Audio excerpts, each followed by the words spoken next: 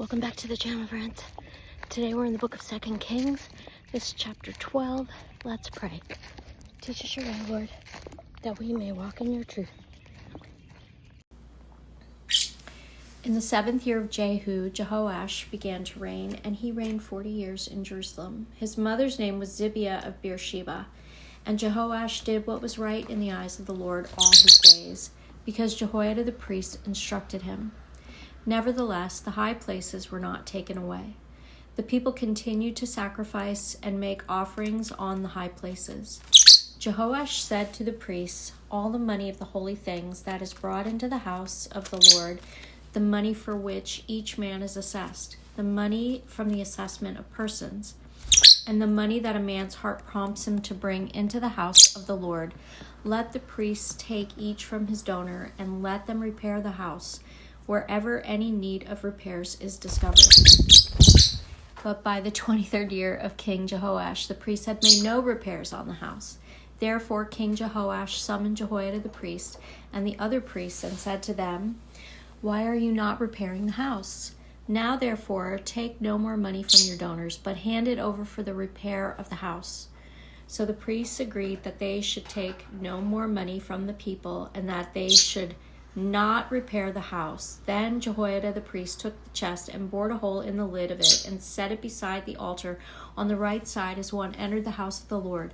And the priests who guarded the threshold put it all the money that was brought into the house of the Lord.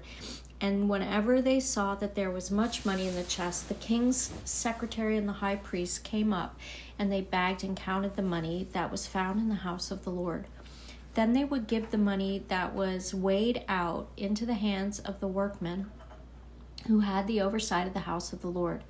And they paid it out to the carpenters and the builders who worked on the house of the Lord, and to the masons and the stone cutters, as well as to buy timber and quarried stone for making repairs on the house of the Lord, and for any outlay for the repairs of the house.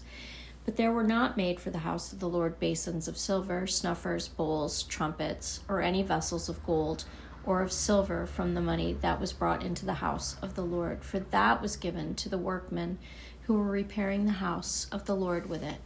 And they did not ask for an accounting from the men into whose hand they delivered the money to pay out to the workmen, for they dealt honestly. The money from the guilt offerings and the money from the sin offerings was not brought into the house of the Lord. It belonged to the priests. At that time, Hazael, king of Assyria, went up and fought against Gath and took it. But when Hazael set his face to go up against Jerusalem, Jehoash, king of Judah, took all the sacred gifts that Jehoshaphat and Jehoram and Ahaziah, his fathers, the kings of Judah, had dedicated, and his own sacred gifts, and all the gold that was found in the treasuries of the house of the Lord and of the king's house, and sent these to Hazael, king of Syria. Then Hazael went away from Jerusalem. Now the rest of the acts of Joash and all that he did, are they not written in the book of the Chronicles of the kings of Judah? His servants arose and made a conspiracy and struck down Joash in the house of Millo on the way that goes down to Silla. It was Josachar the son of Shimeath and Jehozabad the son of Shomer, his servants, who struck him down, so that he died. And they buried him with his fathers in the city of David, and Amaziah his son reigned in his place. May God bless the reading of his word.